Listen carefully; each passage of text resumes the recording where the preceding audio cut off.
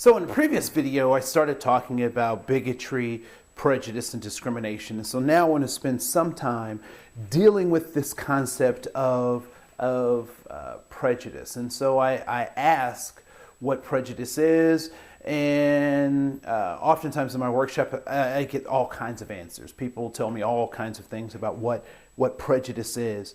And I have come to the understanding, because when I was a kid, I was taught that prejudice was bad. And as an adult, I've come to understand that prejudice actually is a good thing. For example, I am in a bad part of town, and I'm walking down the street. It's 11:30 at night. There's 6 guys coming towards me. What decision do I make, given the fact that it's nighttime? There are 6 guys. I am alone. What decision would you make in that situation?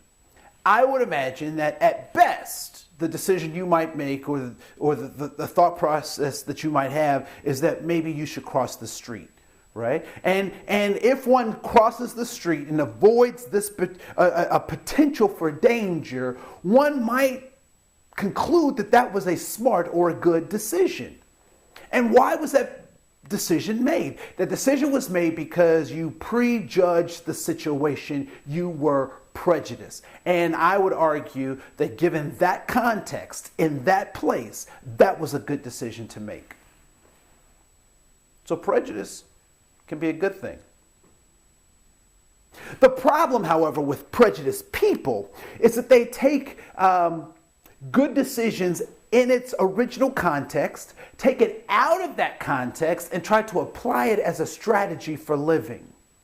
And so they end up with this faulty logic.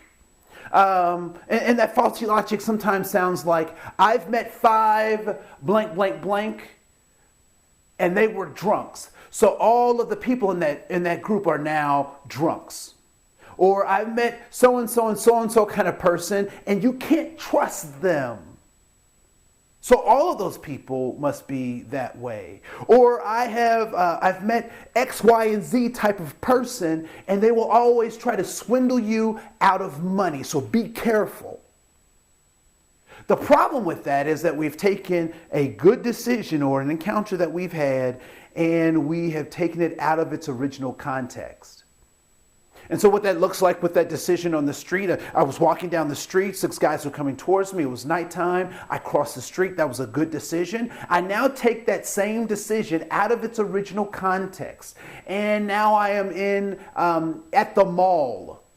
And so I'm walking down the aisle, and I see 6 guys that I think are threatening to me, and they're walking towards me. What decision would I make using that same logic from the street? I either cross the aisle or I go down another aisle. But the problem then is that when I get down that aisle, there are also 6 people coming towards me that way. So I turn around and I try to go the other way, and there are also 6 people in that aisle. And so what made sense in that original context, out of that context, is going to drive me batty.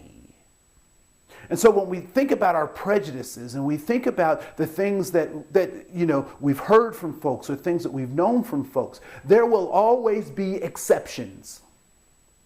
I want you to talk about this issue of prejudice. I want you to think of a negative stereotype about another group.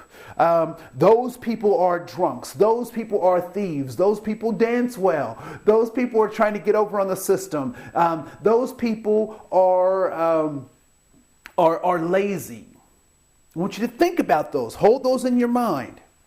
Now what I'd like for you to do is to take both hands and grab a hold of your family tree. And I want you to shake that tree and let me know if any of those lazy people, those thieves, those people that you know should not be left with their children, fall out of your family tree.